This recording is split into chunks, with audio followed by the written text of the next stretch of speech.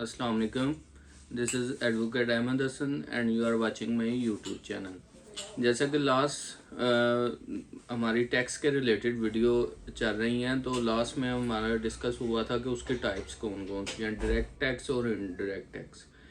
इस वीडियो में हम जानेंगे कि जैसे बात हुई थी कि गवर्नमेंट जो है वो कैसे किन ज़राए, कौन से ऐसे ज़राए हैं जिनके ज़रिए गवर्नमेंट जो है वो ये प्लानिंग करती है कि इन इन चीज़ों पे टैक्स लगा के हम टैक्स को इकट्ठा कर सकते हैं और बाद में आवाम की फलाह व बहबूद के लिए वो डिफरेंट सूरत में उन्हें सर्विसेज के तौर पे दे सकते हैं। तो इस तरह अगर हम देखें इनकम टैक्स ऑर्डिनेंस 2001 जो है, तो उसमें उन्होंने चैप्टर 3 में बताया है कि उसके हेड्स कितने हैं। हेड से मुराद उसके ज़राए कितने हैं। उसमें उन्होंने 5 ज़राए बयान किए हैं, जिनमें से सबसे जो पहला है वो इनकम सैलरी है कि सैलरी पर्सन जो होते हैं उन पे जो टैक्स इकट्ठा किया जाता है उनकी परसेंटेज वगैरह बताइए। सेकंड में आ जाता है इनकम टैक्स फ्रॉम प्रॉपर्टी, और थर्ड में आ जाता है इनकम टैक्स फ्रॉम बिजनेस, और एक कैपिटल गेन है, और income tax from other source जितने भी हैं। तो इसमें हम देखेंगे कि इनकम फ्रॉम सैलरी की, जैसे हमने लास्ट वीडियो में भी बात की हुई है कि जिन पर्सन का जो टैक्स है वो 6 लाख से 12 लाख तक का होगा, वो उस पर 2.5% 2000 साल जो है 20 से 23 में उन्होंने डिसाइड किया है। तो 6 लाख पे 2.5% जो कि 15,000 रुपया होता है, तो इस सूरत में वो पे करेगा। इसे कहते हैं सैलरी के ऊपर जो टैक्स होगा किसी भी पर्सन पे। ये सैलरी जिस जिस तरह बढ़ती जाएगी उन्होंने एक स्लैब बनाई हुई है, टैक्स भी इंक्रीज होता जाएगा। उसके बाद अगर हम देखें इनकम टैक्स फ्रॉम प्रॉपर्टी, ये ऐसी प्रॉपर्टी है कि फॉर एग्जांपल इसमें आ जाता है रेंटल प्रॉपर्टी जो कि इमूवेबल है। फॉर एग्जांपल एक पर्सन जो है वो उसने होटल वगैरह बनाए हुए हैं, वो आगे रेंट पे दे रहा है, या रूम गेस्ट हाउस जैसे हो जाते हैं, वो सारे आ जाते हैं प्रॉपर्टीज से।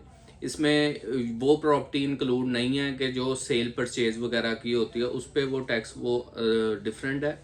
ये जो है कि अगर आप इनकम फ्रॉम प्रॉपर्टी कर रहे हैं तो उस पर जो इनकम आ रही है, रेंटल प्रॉपर्टी हो गई इमूवेबल, तो उस पर जो होगा वो इनकम टैक्स फ्रॉम प्रॉपर्टी होगा। उसके बाद आ जाता है इनकम टैक्स फ्रॉम बिजनेस। तो इनकम टैक्स फ्रॉम बिजनेस की बात करें तो उसमें आ जाता है जैसे बिजनेस के ऊपर जो उन्होंने परसेंटेज लगाई हुई हैं, जो लोग बिजनेस कर रहे हैं। जैसे इसमें इमूवेबल जो रेंट की कार्स वगैरह हैं, गाड़ियाँ, वो भी इंक्लूड होगी इनकम फ्रॉम बिजनेस में। तो इसमें वो चीज़ आ जाएगी।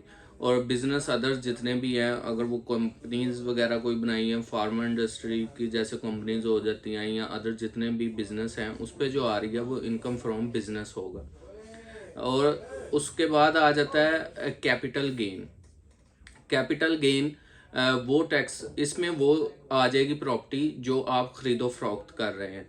फॉर एग्जांपल एक पर्सन जो सेल कर रहा है और जो परचेज कर रहा है, उन पे जो टैक्स लगाया जाएगा तो वो होगा कैपिटल गेन में आ जाएगा। तो इसमें परसेंटेज आ जाती है, जैसे कि फाइलर अगर पर्सन हो तो उसका टैक्स कम होता है, 2% किया था इस बार गवर्नमेंट ने डिसाइड, और जो नॉन फाइलर है उसका 5%। तो ये इसके डिफरेंस आ जाता है, जो थोड़ी सी टाइम के साथ चेंज करते रहते हैं वो। और इन सब के अलावा जो इनकम फ्रॉम अदर रिसोर्स में आ जाता है, वो इन सब के जो इन 4 टैक्सेस का पहले बात की है, इनके अलावा जितने भी टैक्सेस होंगे, इकट्ठे होंगे, वो टैक्स फ्रॉम अदर सोर्स में इंक्लूड हो जाएंगे। तो बेसिक जो इनके हेड हैं वो 5 हैं टैक्स के। सैलरी से आता है income tax from property, income tax from business, और कैपिटल गेन आ जाता है, और अदर सोर्स आ जाते हैं। तो ये हैं इसके 5 जो हेड हैं जो इनकम टैक्स ऑर्डिनेंस 2001 में बताए गए हैं।